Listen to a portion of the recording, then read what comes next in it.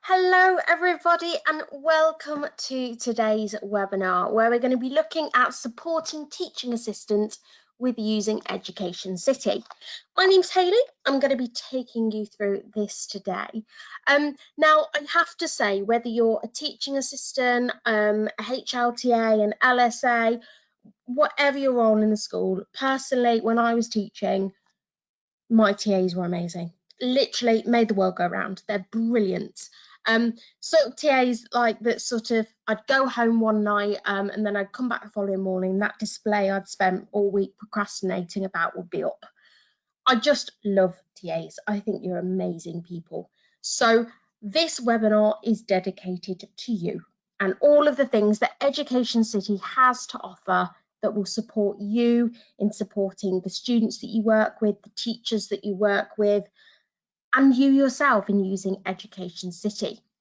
So what I'm hoping to show you today is the My City sharing function, where sort of you can share My City folders with teachers that you might work with, as well as sort of vice versa. If you're a teacher watching today, you can share those folders with TAs or, again, HLTAs.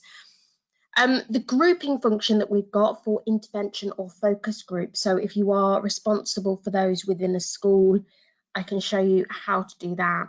And then just the other tools that we've got, the supporting tools that you can use, including our teacher resource pack.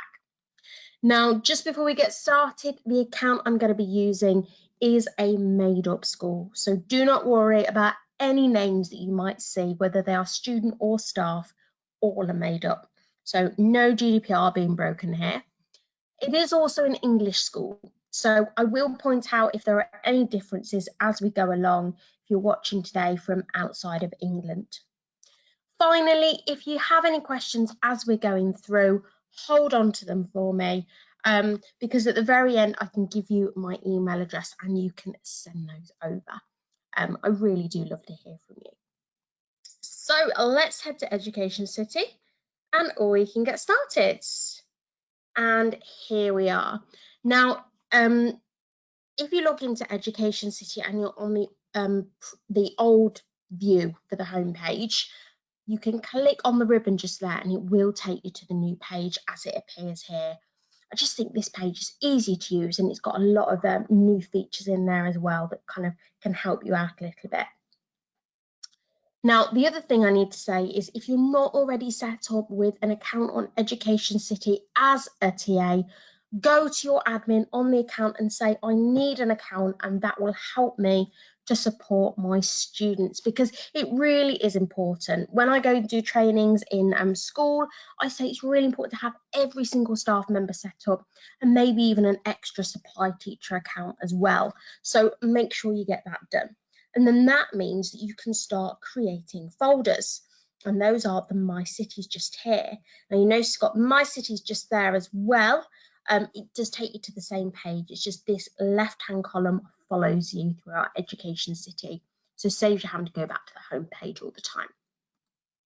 So we can head into our My Cities and you can see you've got your classwork and your homework just there. Now, the great thing is, once you've created your My City, you can create My Cities for individual pupils as well as for groups and for classes. So if there's a particular student that you work with that you need to give them specific work, you can do so. Alternatively, you can sort of share work with groups. Now, this folder just here, this is a folder that I've created for an individual student, and I need them to do this particular piece of work that I've popped into that folder. There you go, all those tools in there. And it's tools that I've popped in for that one child. Now you can change the little icon just there. So if it's something that particular child loves, maybe it's cars, maybe it's bees, maybe it's caterpillars, you know, you can change that to really personalize it for those pupils. Now, obviously, students' preferences tracking, that's all part of the My City once you've done that. But allocating to another member of staff is just here in the actions function. There it is, just there. Now, it's really important that, there we go, there's my My City just there. Click in the box next to it. It's really important that you create a copy, because this means that you can give somebody a copy of your folder. Otherwise, you'll be giving them your original and it will disappear out of your My City folders. So I'm going to create that copy.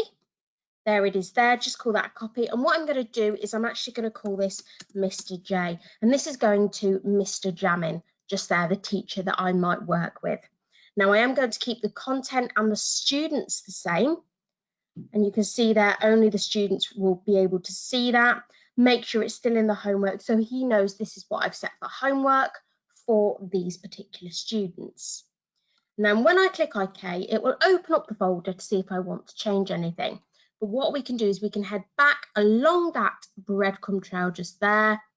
And you'll see now I've got my original and I've got Mr. Jamin's copy. And you can select that copy now and head over to the actions for the allocate function. Now, when you click on that, it will bring up a list of every single staff member in the school who has that EducationCity account.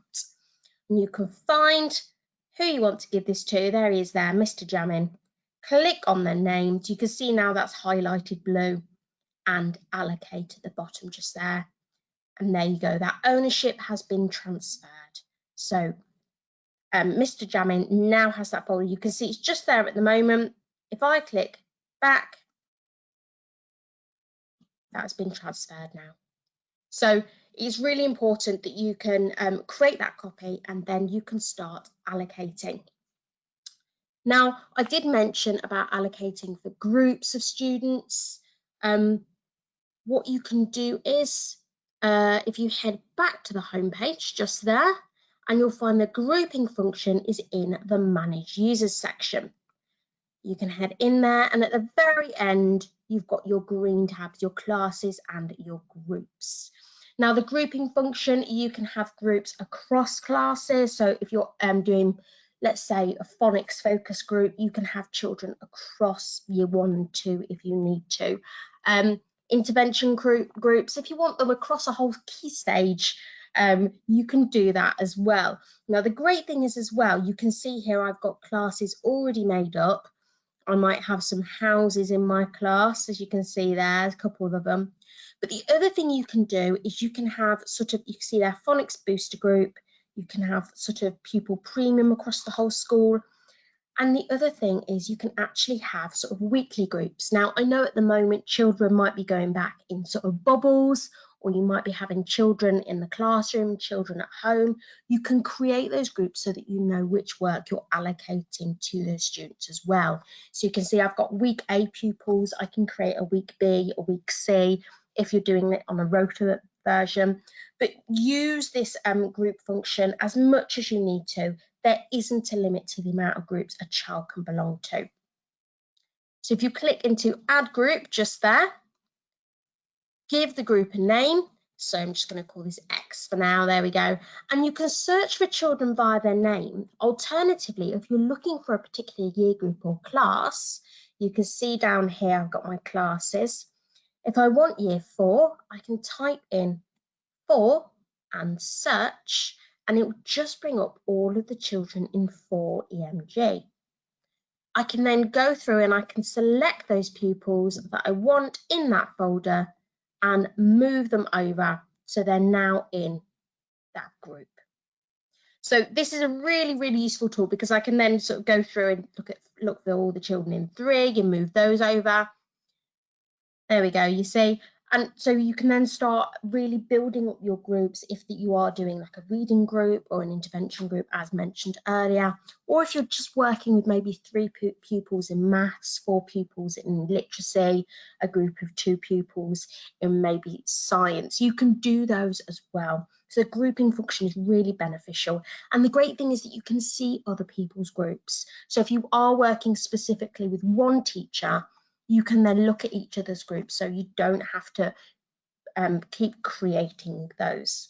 If I just save that now, you'll see at the very bottom, there we go, that's that group I just created there. So really beneficial. And that, again, you can find that in the users area.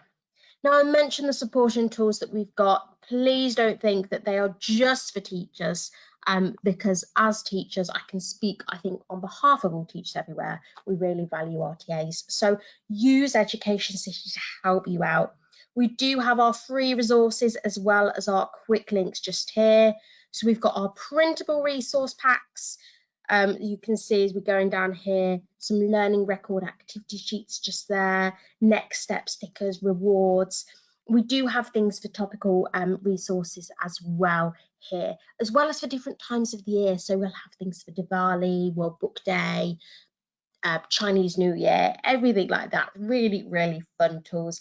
And you'll see down the side here, you can filter by subject, age range, and month of the year as well. We've also got our teacher resource pack, again, full of fun printables that you can use for display purposes or with your pupils.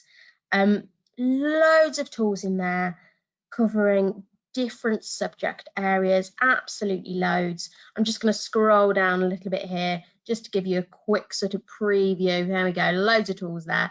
But you can obviously explore these as you need to. And print off the pages that you're after.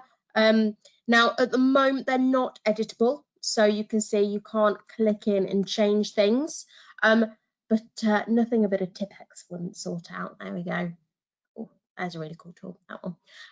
But have a look at those, explore those as you need to. So that is pretty much everything for today. I really do hope that you found it useful. We do have a number of spaces for future webinars that haven't yet been allocated to a theme or a title. So let me know if there's a webinar that you want to see. It could be on a specific subject, it could be on a specific tool, or just a general area. Let me know. I do love to hear from you. And don't forget that all of our webinars can be found on our YouTube page as well as on the video user guide. Thank you for listening. If you've got any questions or queries or feedback for me, please get in touch. There's my email address just there. You can send those over to me. Thank you ever so much for watching. Thank you for all you do. And hopefully I will see you soon. Take care. Bye-bye.